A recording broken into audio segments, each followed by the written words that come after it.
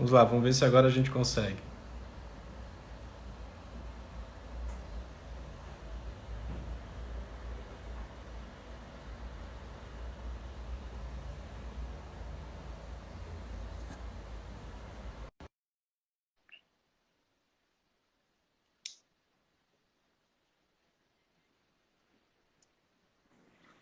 Agora sim, Conseguiu? conseguimos. Depois de alguns problemas técnicos, tudo bem, governador? Tudo bem com você, Eduardo. Tudo bem, graças a Deus. Muito obrigado por ceder um pouquinho do seu horário de almoço para conversar conosco aí. Bom, Prazer é todo nosso. Vamos lá. vamos lá. Então, eu queria dar as boas-vindas a todos que estão acompanhando a gente, né, pela próxima meia hora. Aí vamos bater um papo com o governador de Minas Gerais, Romeu Zema, do Novo. E nós vamos falar de pandemia, vamos falar das medidas que o Estado está tomando. Mas, governador, eu gostaria de começar lá pelo começo. A situação fiscal de Minas Gerais, não é segredo para ninguém, está bastante complicada, né? Depois de décadas de descaso com as finanças públicas do Estado, conta para a gente como é que você pegou o Estado de Minas Gerais lá no dia 1º de janeiro de 2019. Eduardo, realmente a situação fiscal de Minas é gravíssima e só se fez piorar com a pandemia. Mas em 1º de janeiro de 19, quando eu assumi o governo, nós tínhamos aqui, primeiro, um governo que não repassava os recursos para os municípios. Recursos do Fundo de Participação dos Municípios, que são direito constitucional dos mesmos. Só aí o governo anterior havia se financiado em cerca de 7 bilhões de reais. Essa dívida, posteriormente, foi consolidada e o ano passado nós fizemos um acordo com os municípios e já pagamos 5 das 33 parcelas desta dívida. Este foi um dos ônus que eu recebi como herança. Uma despesa mensal aqui de aproximadamente 200 milhões de reais. Além disso, o último governo não havia pago empréstimo consignado de 240 mil funcionários públicos, fazendo com que os mesmos tivessem o nome encaminhado para o SPC. Tivemos de pagar 500 milhões de reais aos bancos para que esses contratos ficassem em dia e que os funcionários tivessem condição de adquirir, caso quisesse, novos empréstimos. Assumimos sem o 13º pago, só aí 3 bilhões e meio de reais. Parcelamos esses pagamentos do 13º em 11 pagamentos, mas conseguimos quitar antes do tempo. Então, dá para ver claramente que, além da situação fiscal horrível, nós ainda tivemos de ficar carregando o ônus do passado. E a situação vinha se agravando com o tempo, porque todo mês o Estado gasta mais do que arrecada, mas com muito sacrifício, com muito corte de custos aqui. Vale lembrar que nós extinguimos mais de 55 mil cargos e pela primeira vez em décadas aqui em Minas nós tivemos uma despesa menor do que no ano anterior, coisa que geralmente não ocorre, a não ser excepcionalmente. E com o advento da pandemia, agora se tornou insuportável a situação. Nós já comunicamos à Assembleia Legislativa que agora não há como atrasar mais a aprovação das reformas estruturais, porque o Estado estava sobrevivendo, né, de forma precária. Nesse meio tempo, nós demos uma manutenção nas estradas aquém do necessário, os prédios públicos estão em mau estado, incluindo aí boa parte das escolas. Então, é um Estado que deixou de prestar o serviço à população. E nós vamos precisar resolver isso agora. Então, é o momento da verdade. Perfeito. E muito se falava, então, em função de ser o primeiro governador eleito pelo Novo, que teríamos muita dificuldade de relacionamento com a Assembleia, enfim, com os outros poderes do Estado, por sermos um partido ainda que está vindo, nascendo agora, pessoas que nunca se envolveram com política. Conta pra gente como é que está sendo essa primeira experiência e como é que é a relação com outros poderes, principalmente com a Assembleia Legislativa do Estado. Realmente, isso foi muito comentado na época e vejo que faz todo sentido, porque tivesse sido eleito candidato do PT ou candidato do PSDB, eles eram os favoritos, com toda certeza os jogadores do mundo político saberiam com quem estariam lidando.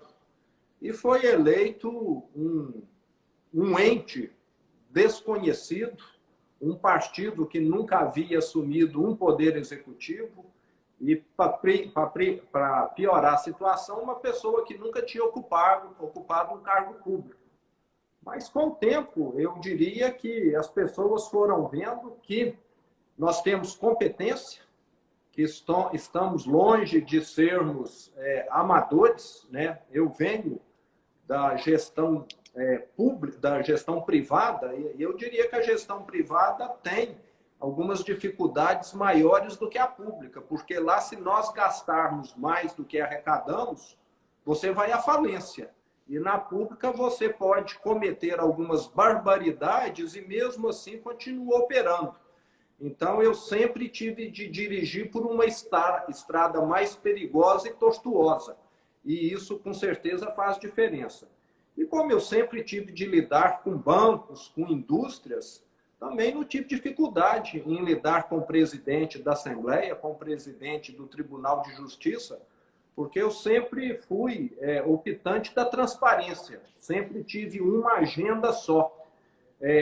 Geria uma empresa que era auditada, que prestava contas para os sócios, então não tive assim nenhuma dificuldade maior, não. Eu vejo que houve muito, sim, um receio das outras partes. E com o tempo, e diria até agora, principalmente com a pandemia, nós temos mostrado que uma boa gestão consegue coisas que, às vezes, não é dinheiro que resolve. E isso está ficando muito claro nesse momento. E diria que é um fato superado, essa possível dificuldade. Havia, acho que, muito uma curiosidade e um receio, mas com o tempo nós mostramos que estamos aqui e até por sermos gestores conseguimos fazer coisa melhor do que aqueles que não são. E sem dúvida nenhuma, a pandemia é um grande desafio para todos os entes federativos, né? Ninguém tem uma experiência ainda que nós consigamos trazer para poder enfrentar isso e muito está sendo descoberto ao longo do caminho. E você não consegue fazer uma gestão desse tamanho sem equipe, né? E uma das premissas do Partido Novo, da impessoalidade, é justamente de buscar fazer um processo seletivo para escolher, montar uma equipe técnica, montar uma equipe qualificada. Então, conta pra gente como é que foi a seleção e a escolha dos candidatos, do secretariado e do alto escalão do governo para o pessoal entender por que agora está funcionando tão bem. Muito boa a pergunta. Eu fui eleito no dia 28 de outubro e nós passamos aqui o mês de novembro e 15 dias de dezembro selecionando candidatos. As pessoas que hoje trabalham comigo como secretários, eu não conhecia nenhum deles até 2 anos atrás.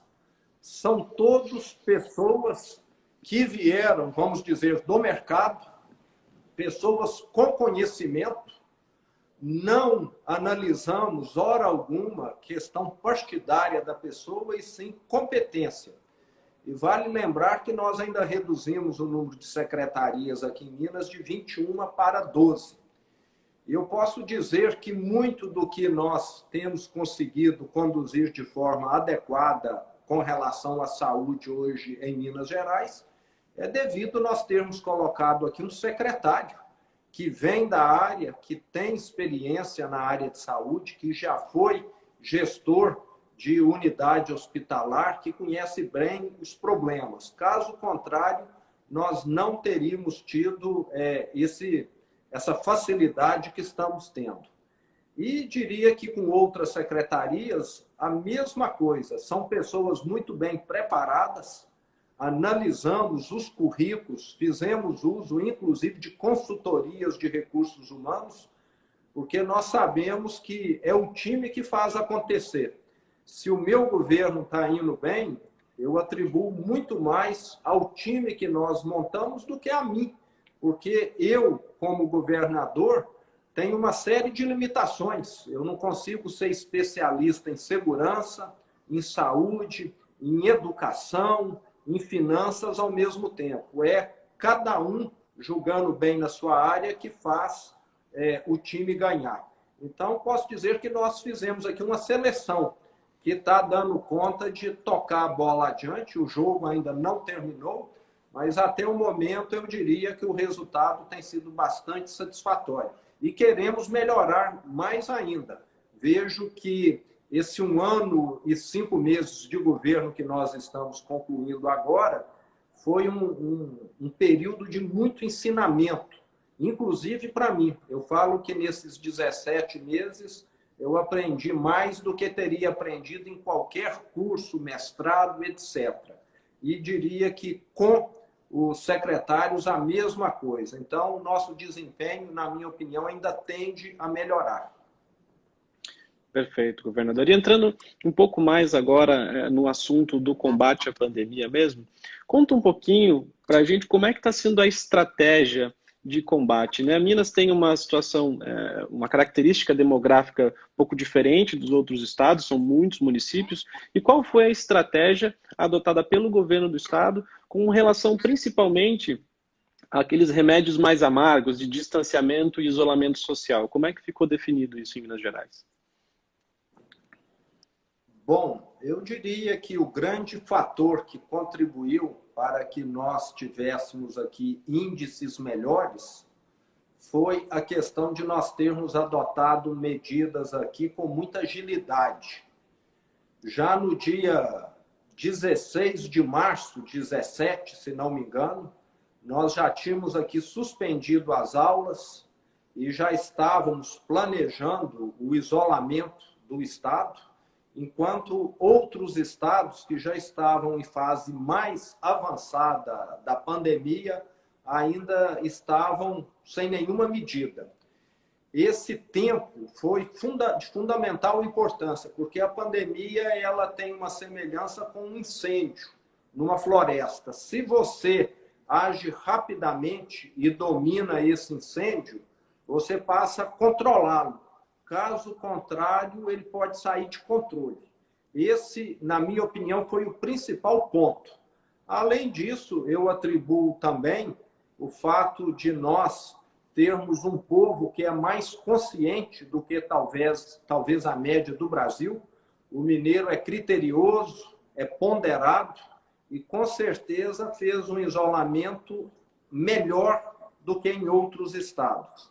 E o fator demográfico também ajuda. Nós temos apenas 20% da população na região metropolitana e 80% pulverizado pelo estado. Isso, com certeza, ajudou também a frear. E, por último, eu diria que essa questão de uma gestão profissional, um secretário da área à frente da saúde e não alguém que veio de uma área completamente distinta e que estaria ali simplesmente por uma indicação política, sem conhecimento, faz toda a diferença.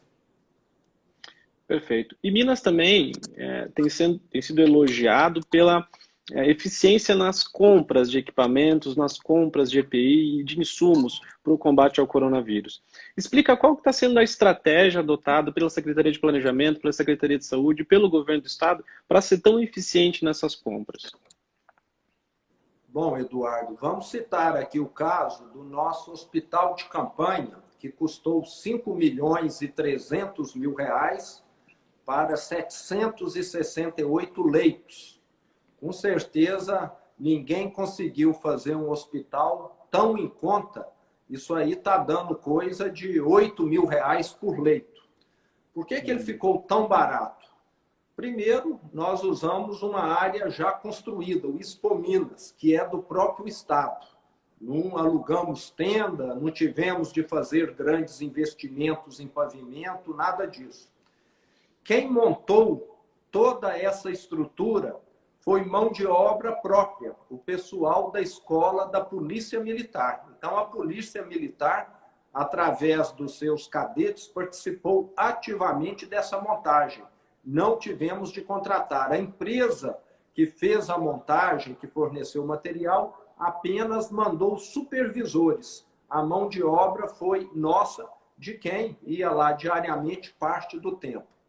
E vale lembrar ainda que a FIENG, que é a Federação das Indústrias, coordenou todo esse trabalho, foi ela quem doou 80% do valor. Então, dos 5 milhões e 300, 80%, 4 milhões e meio aproximadamente, foi doado pela FIENG. E o Estado teve de arcar apenas com essa diferença. E isso tudo foi feito no início da pandemia, com tempo, com planejamento, nada afobado. O que faz as coisas custarem caro é falar, eu preciso disso amanhã. E os respiradores, nós também compramos eles de forma escalonada. Vamos receber uma parte em junho, outra em julho, outra em agosto, de acordo com a evolução da nossa curva de casos aqui. E ainda fizemos uso, foram parceiro nessa aquisição, o Poder Judiciário, haja visto que havia um depósito judicial da Vale do Rio Doce, da Samarco, e nós utilizamos esse depósito para poder pagar esses respiradores, de forma que o fornecedor também ficou seguro. Então, não fizemos nada de excepcional, apenas boas práticas que eu vejo que às vezes são esquecidas em algumas áreas do setor público. Recuperamos aqui também, com custo zero para o Estado, mais de 400 respiradores que estavam espalhados por diversas unidades hospitalares em todo o Estado, sem uso, danificado ou faltando algum componente. E esses reparos foram feitos pelo SESI, Senai, pela Fiat e pela ArcelorMittal. Tudo sem custo. Então, isso também demonstra integração. Foi a Polícia Militar que fez esse recolhimento, foi a Secretaria de Saúde que levantou os dados e a Defesa Civil que está operacionalizando agora a devolução dos mesmos. Quem não trabalha com coordenação, muitas vezes não consegue obter essas sinergias. E, infelizmente, muitas vezes no setor público, cada área é um feudo, trabalhando de forma isolada e sem comunicar com as demais. E nós sabemos que essa coordenação, esse sincronismo, faz uma diferença gigantesca. Perfeito. E aí, um pouquinho sobre a estratégia, dos programas do Novo, né, de ideias do Novo, é a descentralização, é a transferência de poder e responsabilidade para a ponta, para os municípios, porque quem conhece mais o município é o prefeito. E dentro dessa estratégia de se abrir, ou flexibilizar ou restringir determinados setores do comércio, o senhor já comentou, inclusive, que essa é uma responsabilidade do prefeito, né? Que o prefeito conheceria mais o município do que o governador. Então, conta para a gente qual que é o papel do governo do estado, né, no apoio a esses prefeitos, como é que é o relacionamento e como é que está funcionando o programa Minas Consciente. Muito bem lembrado, Eduardo. Eu não mencionei isso. Vamos lembrar aqui que logo que a pandemia iniciou, nós fomos taxativos na questão do isolamento. Todo o estado ficou fechado.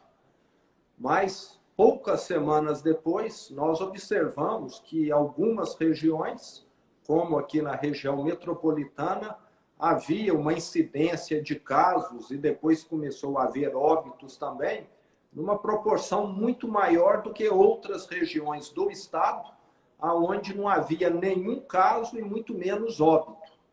E com isso,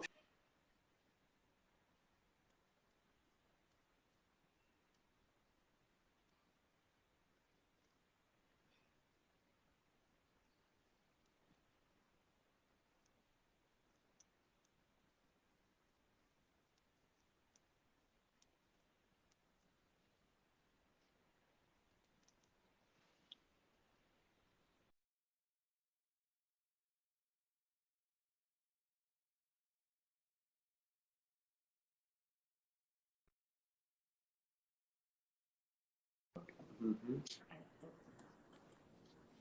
Voltou? Eduardo, está me escutando? Acho que tivemos algum problema aí. Sim, mas já voltou ao normal, já voltou ao normal. Você conseguiu me escutar? Até uma parte. Se puder repetir, se não tiver problema, eu agradeço. Não sei se o pessoal conseguiu também pegar toda. Correto. Bom, o que eu disse é que no início nós fomos taxativos na questão do isolamento social. Falamos, precisamos isolar porque estamos lidando com um inimigo desconhecido. Toda precaução é pouca. Mas depois nós observamos que algumas regiões do estado sequer tiveram casos confirmados e muito menos óbitos. E que seria muita pretensão de nossa parte querer adotar o mesmo critério para regiões e cidades em situações completamente distintas. Então, a partir deste momento, nós passamos essa autonomia para os prefeitos, mas com regras que são o Minas Consciente, os protocolos que dão segurança para que o prefeito possa reabrir a sua economia com critério, com segurança.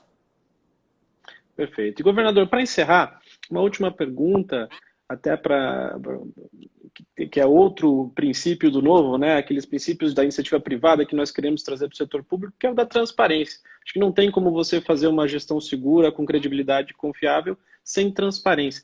Quais são as medidas de transparência? Como é que Minas está no índice de transparência dentro dos processos, né, envolvidos no combate à pandemia no momento?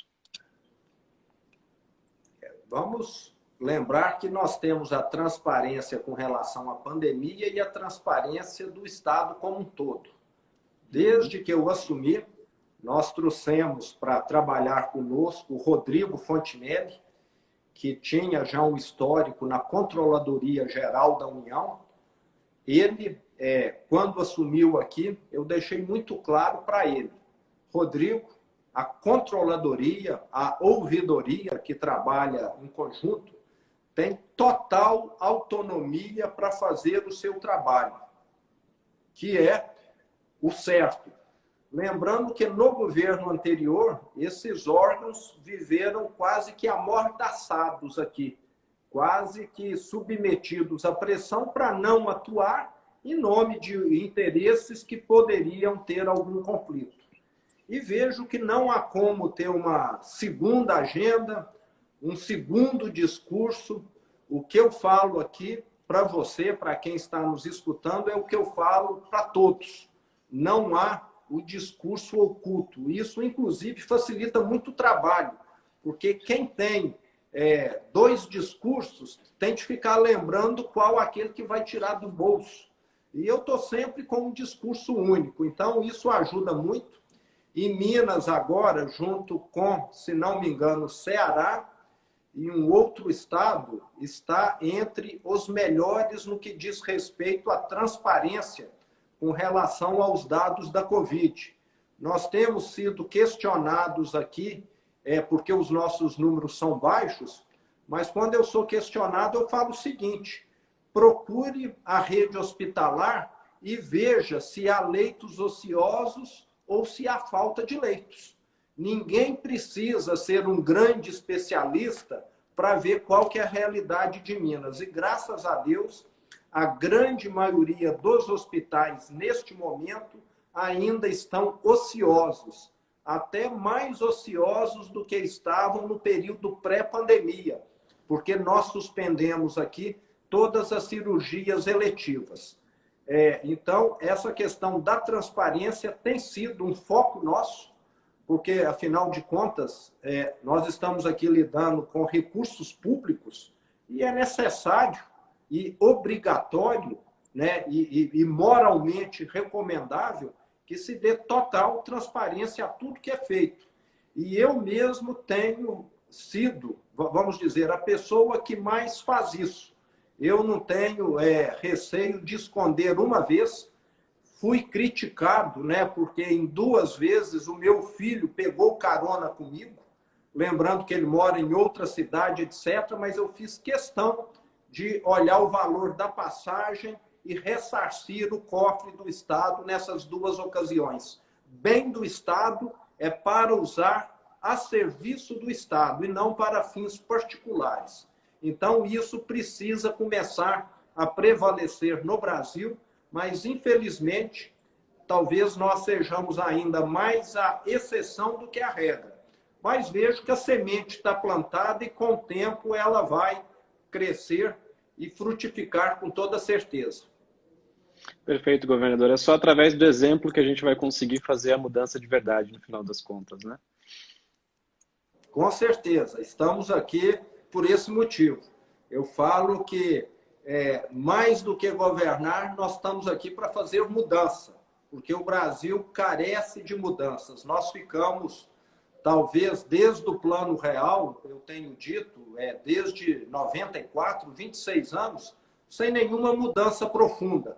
Tivemos a reforma trabalhista com o Temer, mas nesse intervalo, nada de mudança, nada de reforma, e nós sabemos que o mundo mudou completamente nesses anos aí. E o Brasil parado e sem fazer nada. Mas, com certeza, teremos aí mais reformas. O presidente Bolsonaro já fez a reforma tributária, mas muitas outras ainda serão necessárias. Perfeito. Governador, muito obrigado pelo seu tempo. Parabéns pelo seu trabalho. Aqui eu falo em nome de todos os filiados do Novo. Tenho certeza absoluta que, assim como eu, todos têm muito orgulho do que o senhor tem feito aí à frente do governo de Minas Gerais com toda a sua equipe. E fique à vontade para fazer as considerações finais. Bom, eu quero, nesse momento que você está me proporcionando aí, lembrar o pessoal do Novo que aqueles que estarão envolvidos na campanha ou se candidatando esse ano para vereador, para prefeito, que nós temos uma missão importantíssima a fazer, que é exatamente o que eu acabei de dizer, levar boas práticas para o setor público.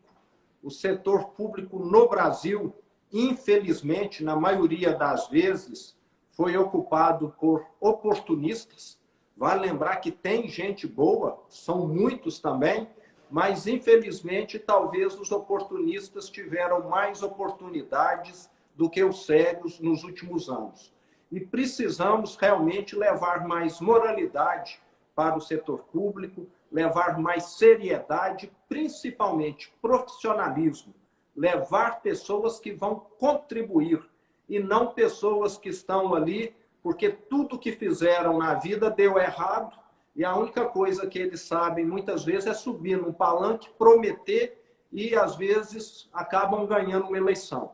Então é necessário resgatar a política no Brasil, que virou sinônimo de atividade criminosa, mas ela pode sim ser uma atividade ética e trazer o bem para o povo. Para isso que nós estamos aqui, para poder resgatar essa política ética, essa política que realmente pode ser aquilo pelo qual ela foi concebida, trazer o bem para o povo e não para poucos, que muitas vezes foi o que aconteceu. Então, não desanimem, levem adiante aí as suas campanhas, os seus planos, que nós precisamos colocar essa semente em mais lugares no Brasil. Um grande abraço aí para todos. Sem dúvida, essa é a nossa missão. Um grande abraço, Romeu, muito obrigado. Um grande abraço a todos que acompanharam conosco aqui. Tchau, tchau. Um abraço, Até mais. tudo de bom. Até logo.